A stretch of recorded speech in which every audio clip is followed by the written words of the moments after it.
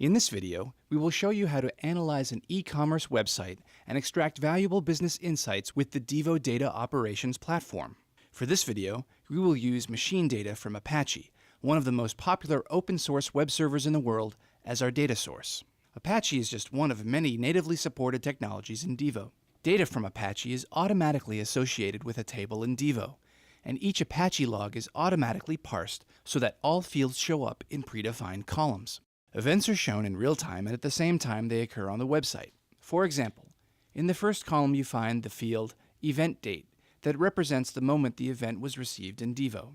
On the right, Server Date represents the time when the event was generated on the web server. Comparing these fields, you see the true real-time nature of Devo. Events are available for analysis a few milliseconds from when they were created. This is critical for making fast data-driven decisions and taking action before operations are impacted. In Devo, it is just as easy and fast to access historical information as real-time data. Now, let's look at an example of analyzing monthly trends with Devo. To do this, we are first going to set the data range for our analysis. There are several pre-configured options which represent the most common time ranges, but in this case, we will set specific dates and times by using the calendar.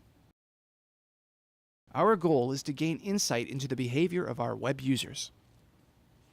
First, we want to know how many total visits or hits have occurred over time. Then, how many of these visits are of the home page. And finally, break these visits down by their unique IP addresses. Each of the events in the table represents a visit to the website. To count them, we just need to make a grouping and add a counter. Click on the group icon and select the option No Temporal Aggregation. You can leave the argument blank. The table is reduced to a single row, to which you add a counter by typing in the aggregation function. You will get the results immediately. The next objective is to determine how many of these visits were to the home page. We will use a filter to do this. Go to the Method column and click on the header. By double-clicking on the value Get, the filter dialog opens, with the fields already filled. Next, it is necessary to do the same on the URL column, but we will show you how to do this by building a new filter without pre-selected data.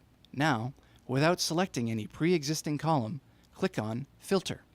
The dialog that opens next offers the default operation equal. Click on New Argument and look for the field URL. Since we are not finished, the color remains red. If we confirm now, we will get an error message. This is because we must include the second argument, the value that the URL must match. This is a string, so click Edit and enter a / for the home page. At this point, you could repeat the same grouping and counting operations we entered before on the URL field. Results are shown immediately.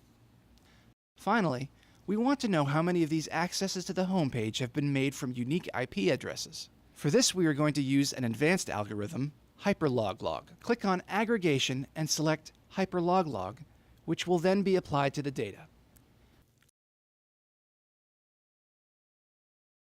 Hyperloglog is a good example of the analytical power of Devo.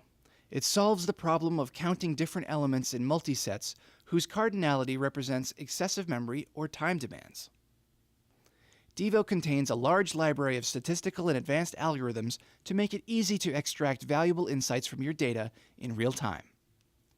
We hope you enjoyed this Devo video and be sure to check out the rest of our exciting videos.